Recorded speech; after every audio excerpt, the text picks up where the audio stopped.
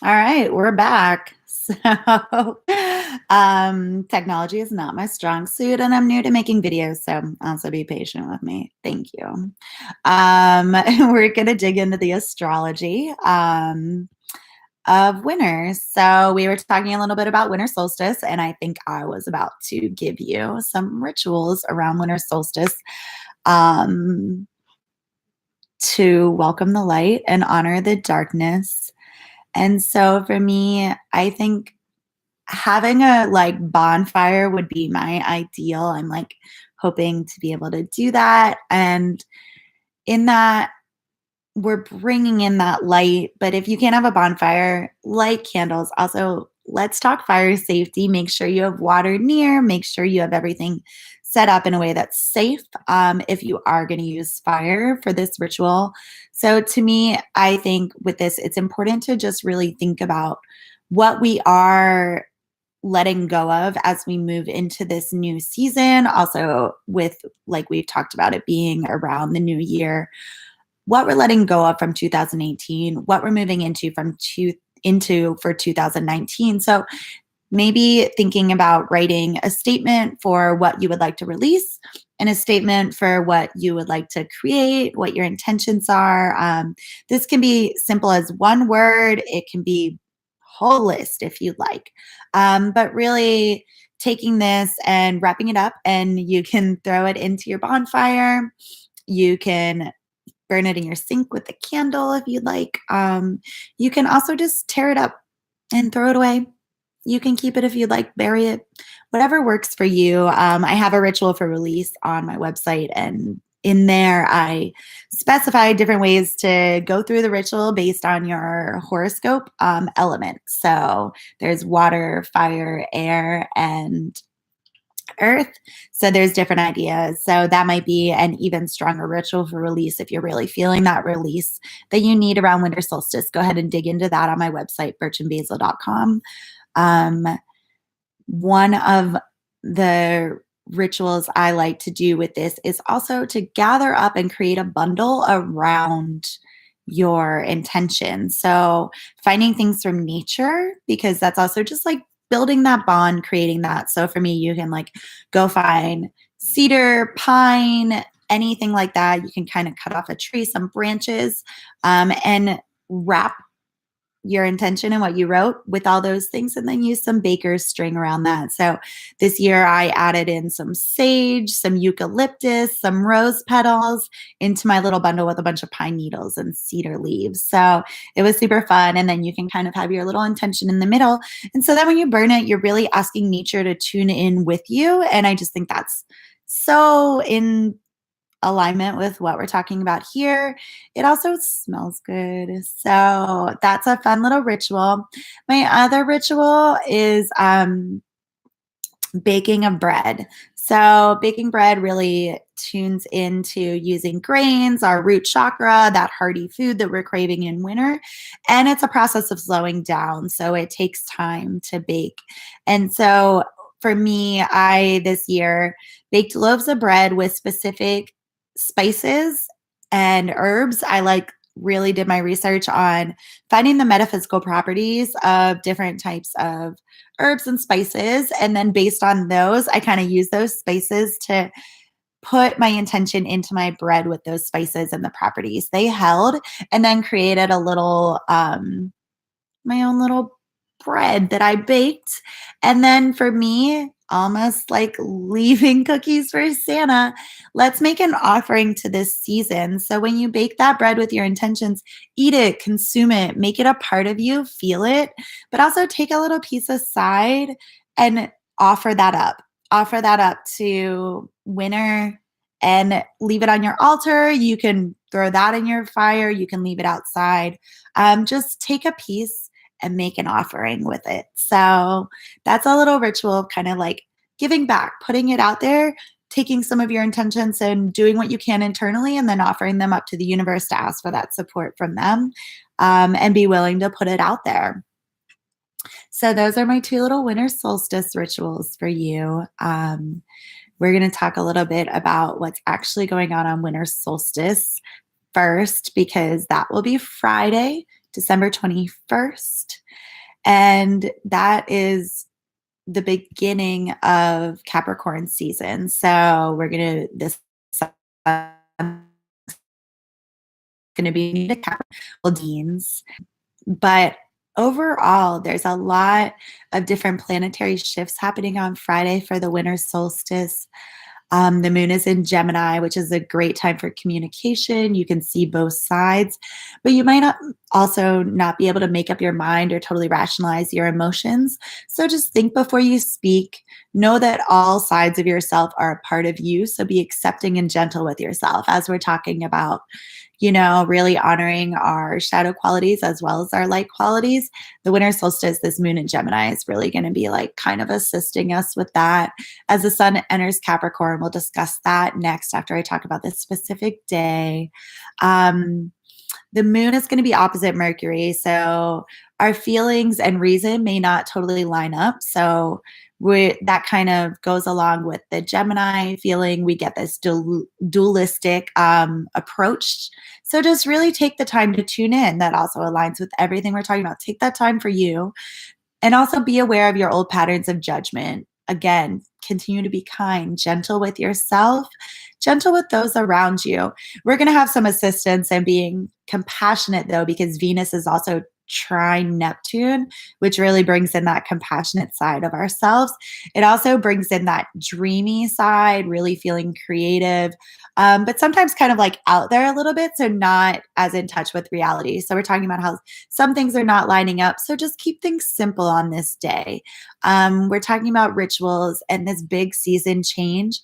So just keep it simple and be gentle with yourself with everything that comes up during it. So the moon is also opposite Jupiter, which can kind of balance that opposition of Mercury because you are going to be feeling generous. So if any feelings of judgment or frustration come up, this other aspect is going to be really helping us balance that out along with that Venus aspect. So just stay true to your own intentions. This moon opposite Jupiter is going to be having us craving personal freedom and wanting to break free. So it really is a great time for release. And what you learn here will be very important. Jupiter loves expansion, loves big things, and really can give us that ability to dig deeply into ourselves to bring those things to light. So be willing to grow, be willing to see what comes up and see how that connects to you and everything around you. Because Mercury is also conjunct Jupiter, which broadens what we're discovering. So it brings in that deep learning and knowledge, and you can see that larger view. So it's a great time to really be doing that intentional rituals that help us think about what we want in the coming year, think back on what happened, that this Mercury conjunct Jupiter also gives us just like enthusiasm and optimism. So we're going to be very excited to be looking at that dreamy picture, but be careful about like checking in with what's real and what's actually happening, because the moon squared Neptune is also this Neptune's bringing that dreamy state. So subconscious influences can arise. So just stay connected to yourself, checking in with yourself. And overall, there just is a balance and an ability to see old patterns, let them go.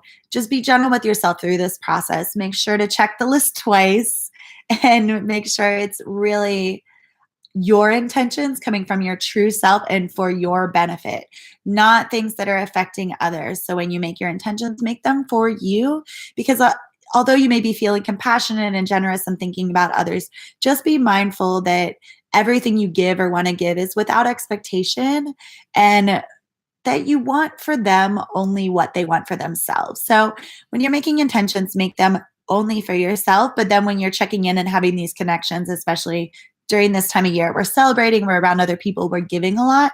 Make sure that giving is just from that true place of generosity, from love. Just do everything with love for yourself, for others, for the universe, for the season during this time. All right. I think I'm going to dig into what happens the next day before we talk about the overall signs that are going through winter, because this is just going to be a little add-on as we move into Saturday from the winter solstice. It's also the full moon, which full moons are so great for release. We'll talk a little bit about the moon cycles at the end of this. So you can kind of start, that's the another easy way to start paying attention to astrology is to really pay attention to the moon phases, specifically the new moon and the full moon. So we're going to have a full moon in Cancer on December 22nd, the day after the solstice. Cancer is ruled by the moon. So this is just such a strong energy, intense emotions, great sensitivity. We're going to feel very vulnerable. So just make sure to nurture, like we talked about, everything that's happening on winter solstice with the planets. This full moon in Cancer is going to need some extra awareness to really just take care. But also, this is such a great time to release things that are coming up about being vulnerable, about opening up. So when you are feeling that vulnerable energy, think about maybe where you're holding back, what scares you, what is like not feeling great, where you could maybe break free a little bit more, and think about also what's coming up in support. Do you feel supported? Who supports you? And so release anything that is not supporting you, release anything that's holding you back from being able to nurture yourself, anything that's holding you back from, really being vulnerable in a safe space. So just be willing to think about those things to release during this full moon energy of release, this change of seasons, this Cancer energy where we're able to really tie into what it means to nurture. We're going to have two other aspects that day. The moon is square Mars, which can add a little bit of difficulty when we're feeling vulnerable because it brings up like possibilities of tension, grievances, defensiveness. So just breathe. Breathing practices are so important with this to balance this energy when we're feeling vulnerable, and then a difficult aspect comes in. Just make sure to take your time with everything. Especially the moon is sextile Uranus, which causes restlessness. So we want to shake things up. But because of that previous transit I just talked about with a little bit of difficulty, just beware of your intentions with shifting things. If you want to shake things up, and you're going to shake it up with someone else, make sure, like we talked about with intentions, make sure you're doing that for the benefit of them, for something they want, not just to cause a problem or really start some stuff with someone. Shake things up in a good, positive way and with the intentions of everyone around us. But the best part about this is, as we're talking about our intentions and shifting in gears into winter and thinking about the new year, this moon sextile Uranus, it just does, we don't want to accept our same old situation. We aren't willing to accept that. So it's a great chance to really be able to be clear about that, see what's not working, see what we don't want about our old situation, and let it go. And this aspect also draws us into new ways of thinking. So that's just such a great transition. The planets are really in our favor for this solstice energy, for those rituals I gave you. One funny thing is, the more I think you start paying attention to the planets, the more they really will show you themselves and be willing to put that energy there for you to access. So once you start tuning in, really tune in, really honor them. This was like a forewarning of my astrology mentor gave me, and it was so true. The first month or so I was studying astrology, I was like, holy crap, what is happening? And then as I started to honor it and be super aware and tune in and pay attention, and I was working in that cycle that we're talking about, that give and receive with the universal energy that we can access when we pay attention and when we listen. So that's why I think winter is such a great time to really get started with all of this, is because we are going inner, we're paying more attention, we're slowing down, tuning in. All right, so we're going to move into talking about the signs that we move through in winter. So we're going to be going through Capricorn, Aquarius, and Pisces, which I'm a Pisces. And so we start off on December 22nd, moving into Capricorn. That goes till January 19th. Capricorn's a cardinal sign. We're going to talk about how There's cardinal, fixed, and mutable, and those are the modalities of the sign. So cardinal starts us off in the season. It's that energy of getting moving, getting started.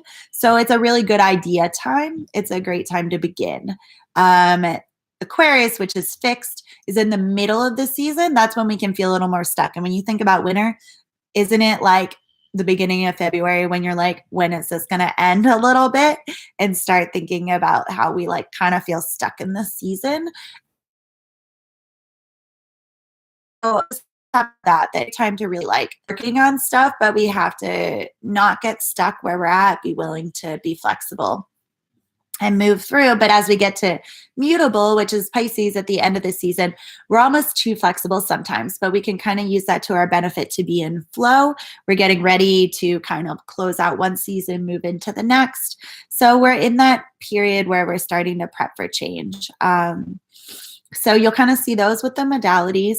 Each sign also has an element. So Capricorn is earth. So it's very grounded. When I talk a little bit about the Capricorn energy, you'll see how earth comes to light there. It's also ruled by Saturn, which is, it kind of gives us our limits. It puts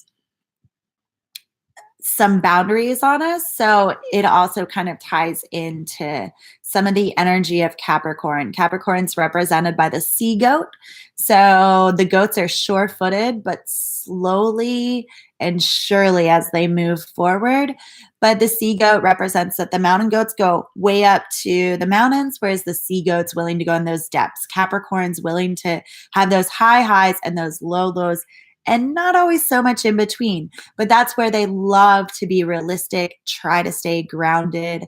So just make sure to like dive into those emotions to lay the groundwork before you move forward to reach those accomplishments of moving up the mountain and such. So make sure you're paying attention to both areas when you're in Capricorn season.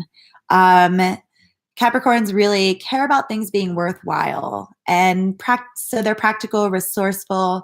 They don't take so many risks, but they are very loyal, love to create functional networks. It's a lot about conservation for winter. When you think about what's happening in the season, people would be prepping to see what food they have for winter, since they aren't going to be growing things from the ground. They're going to be preserving their vegetables, curing their meats, really taking that last little bit if they need to hunt, gather some last things, really organize and see what's going to be available to them throughout winter. So that's where the kind of realistic, like you might be portioning out, like these beans are for January, this is all we have. These grains are for February, this is what we have, and portioning it out, seeing how many people you have to feed. So that's where we really get into that energy that connects with kind of the primal sense of what would be going on in nature for ourselves. And the reason I like talking about these signs is whether you're a Capricorn or not, this is the energy of the universe during this time. Obviously, from how you heard me go through the aspects and transits that are happening around winter solstice, it can get very detailed, but this is a broader sense of way to look at it. So during Capricorn season, this is the energy that's happening. So Capricorn or not, we can really think about how to access this energy. We can also think about how that energy affects us. So if this is an earth sign and we're a water sign, thinking about that balance. So if Capricorn, we don't feel very connected to that, how can we find those parts of ourselves that can connect to that? Or how we balance our natural energy with the energy of the universe? So just tuning into this Capricorn energy, our drive is to accomplish. So you want to make sure you're prepped for winter. They're also very in tune with that ability to let go, because you're watching everything kind of die and prepping for what that season might be and might mean for you. So be willing to let go. Capricorns get into that low lows, those deep emotions, that inner self. And so then you can move forward for those high highs, accomplishing, organizing the things that feel good. Just make sure you're checking in and going deep first to lay that groundwork, like we said, before we move forward. So that's our Capricorn energy. On January 20th, we move into Aquarius. We'll be in Aquarius till February 18th.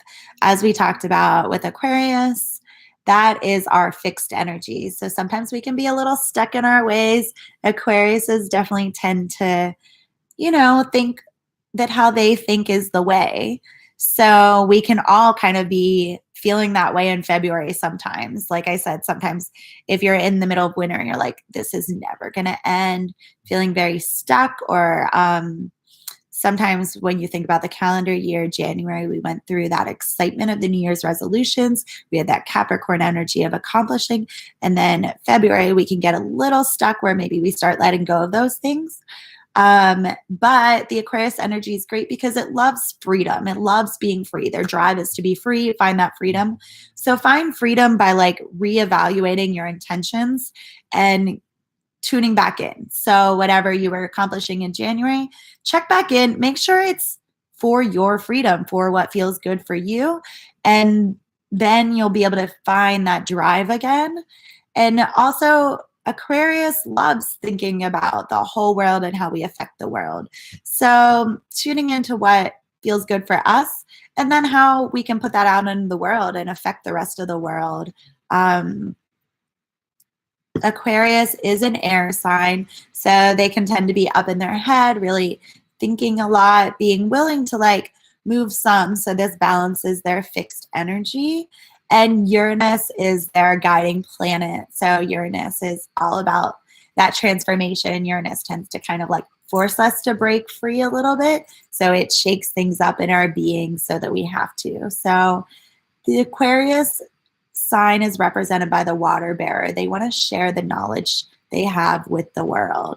So they want to break free. They want to think their own ways, sometimes a little too much, and they want to share with their world. So they are into the idea of serving. They want to share knowledge, really digging into spirituality sometimes there with the water part of the water bearer that a lot of times in astrology represents spirituality. So just really finding what that means to you. So all about that independence. Aquarius values equality though. So they want that independence for everyone, not just themselves, which can make them very idealistic, sometimes a little stubborn because of that mixed sign, but they're curious. So get curious, find that like ability to kind of get out of how you think and like see how others see it. So be observant, get into your head and think things through, but also be aware of that spirituality and that connection from that inner and that outer during this time of year. So be willing to follow your own path and find your own freedom during Aquarius season. And get excited with how you share that in the world, how you put it out there. All right. So then we move into Pisces, which is my sun sign. As I said, it begins February 19th and goes till March 20th. It is mutable. Its element is water, and its planet is Neptune. These things are what makes us so dreamy, kind of out there, willing to go with the flow almost too much, hard to have grounding, hard to tie us down, hard to get us out of that like excitement in the divine and spirituality and those bigger ideas, philosophies. We really love being up there in that space. And so we can kind of feel pulled in two directions. Our symbol is the two fish going in different directions. So we can be kind of pulled between our duties on earth and those things we actually have to do and where we want to be at in our dreamy world. And so Pisces is, though, like a shift into oneness. So really, really being able to find that because it's the last sign in the horoscope calendar. We tend to tie in a little bit of each side into who we are. So we are able to really relate to other people, be very compassionate, almost a little too empathetic, finding that intuitive qualities through our sensitivity. So finding how to take how we feel and understand everything and use it to access our intuition, to really understand and dissolve the walls between the different realms, between the material and the divine, between the self and the other, really understanding all sides and being forgiving and compassionate is where we come into that. Sometimes, although Neptune is our ruling planet, Pisces are considered to be Venus exalted. So this superior higher energy of Venus coming together because of all of this shifts into oneness, making each sign us so relatable to others, and just really diving into love and what love means to us. Our drive is to embody unconditional love. So sometimes we need to retreat to give ourselves that love. Pisces tend to want to go help everyone, but also then needs to take our time for ourselves so that we're able to do that. And that's a quality of being an empath. So a lot of those energy, and if you're in your intuition, awesome. Your feelings, also awesome. Like, it's important to have those times where we're able to really think about just how we feel in our emotions and connect that with others. So be wary of deepening into that too much. We still need to be realistic. We still need to be able to make decisions. And that's something Pisces can be so bad at. But just be adaptable, be flexible, take that mutable energy of movement, that energy of water, to be able to go with the flow. So while we're talking about alignment, once we really feel like we kind of come into alignment with our oaths, we're able to flow through life so much more easily and clearly while we're able to stay strong in that. So I actually have a whole coaching program based on that. If you go to my website, you can find out more. I won't talk about it too much here, but it's all about embracing empowered flows. The theme is riding the waves. And we really dig into how to tune into your flow while still feeling strong. So you're not being taken away by the current, but you're able to like ride the waves. So I love surfing. I love everything water because Pisces. So that will be the end of our winter energy. So we kind of go through these different phases, moving through organizing, getting realistic, accomplishing, and then kind of trying to break free from any barriers that were put up by that, and finding what that means and how we can share it with the world. And as we share it with the world, we really connect with the world, and at the end there, and really tune into ourselves and how we are one with everything.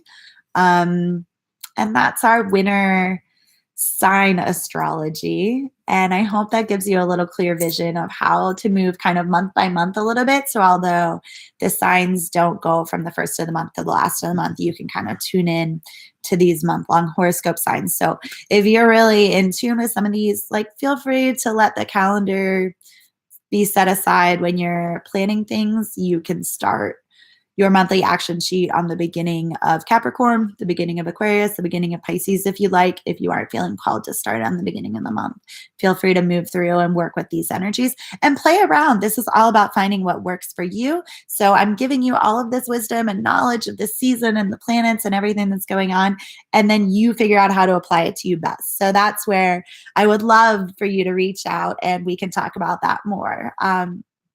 In a coaching session, astrology, tarot session, and really see how it affects you personally and how you can bring it into your own life. I'm going to talk a little bit about moon phases because, like I said, there's the signs, and that's a very big way to start understanding some things about astrology. And then the moon phases are within those signs. So this is going to be then like a little bit of the macro moving to the micro. So every new moon begins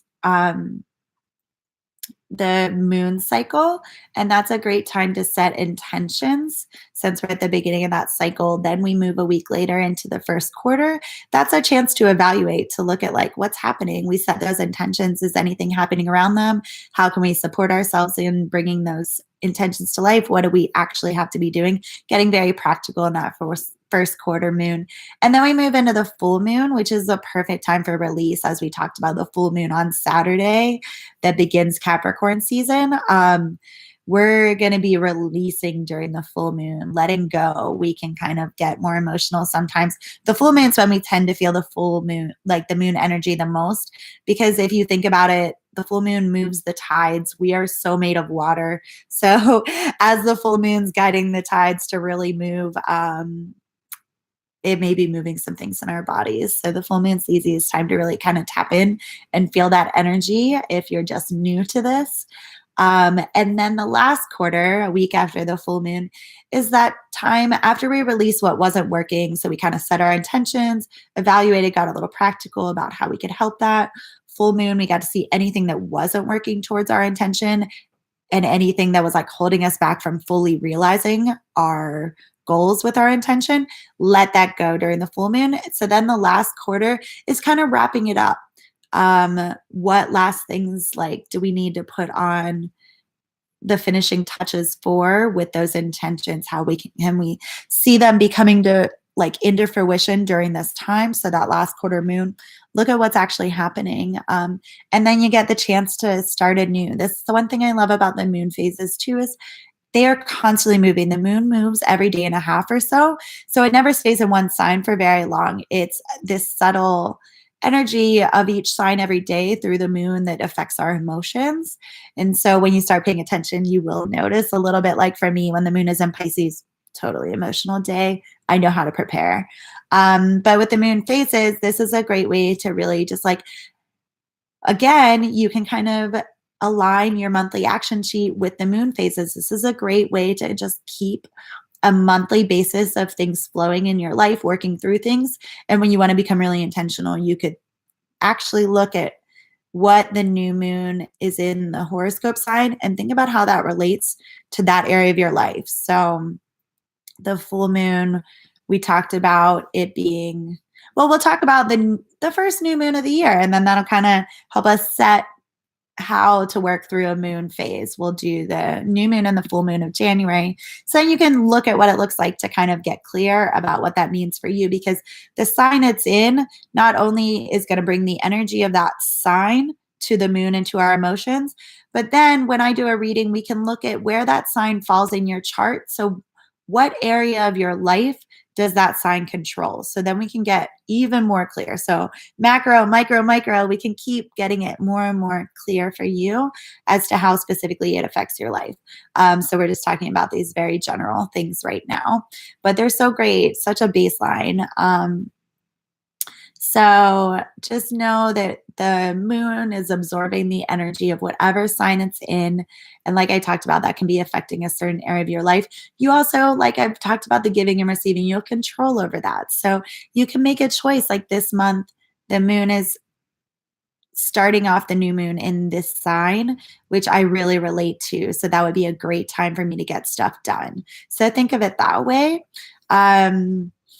I'm excited to kind of dig into the new year because January 6th is just such an important day. I've been kind of saying that's going to be almost my new year ritual time, because it's the time that's the new moon.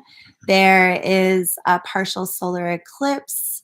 Uranus is going direct. There is so much happening on this day that is going to be really supporting us in moving into our new year, in setting intentions, in just starting off with this very exciting, transformative energy. So let's dig a little bit into what's happening on January 6th.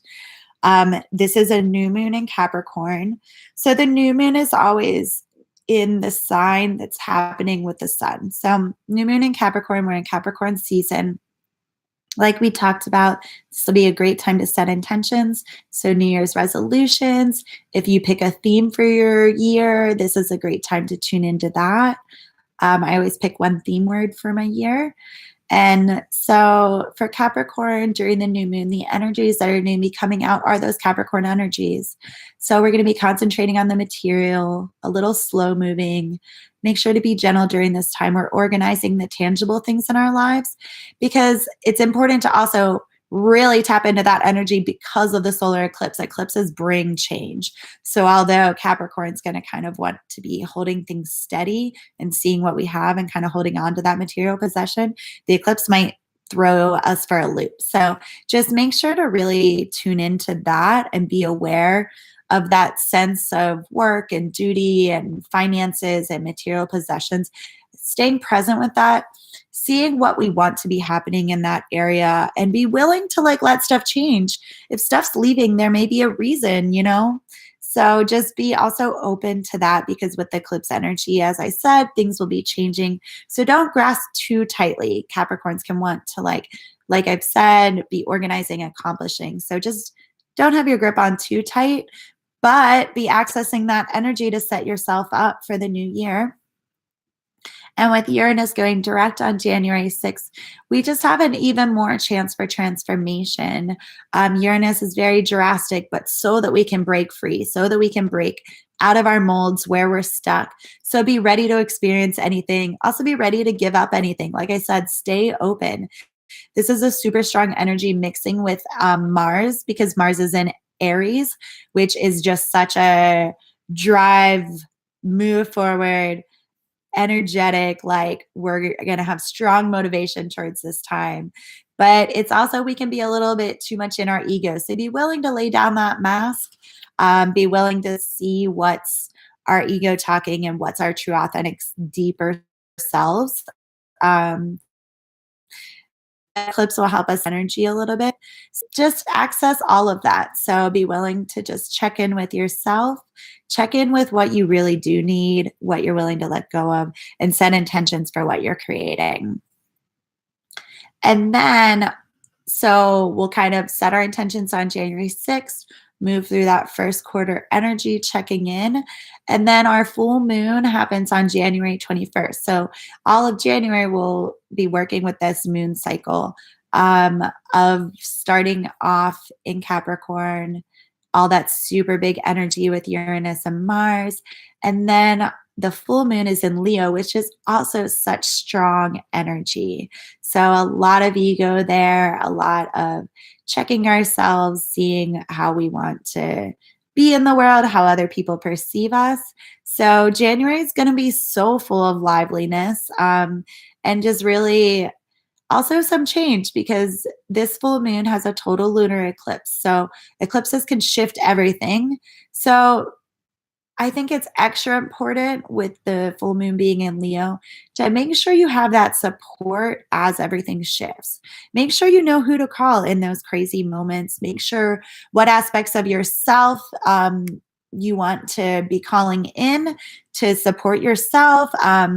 You're going to really need the extra love and appreciation for this full moon in Leo. So don't be afraid to ask and release anything that's not giving it to you. Like we've talked about full moons being the time to release. Be willing to let it go. If you aren't getting that support you need somewhere, be willing to let that person, area of your life, whatever belief system, anything that's holding you back, let it go so that you can follow your ambitions. It's a very ambitious time. All of this in January we're talking about, but beware of your limitations.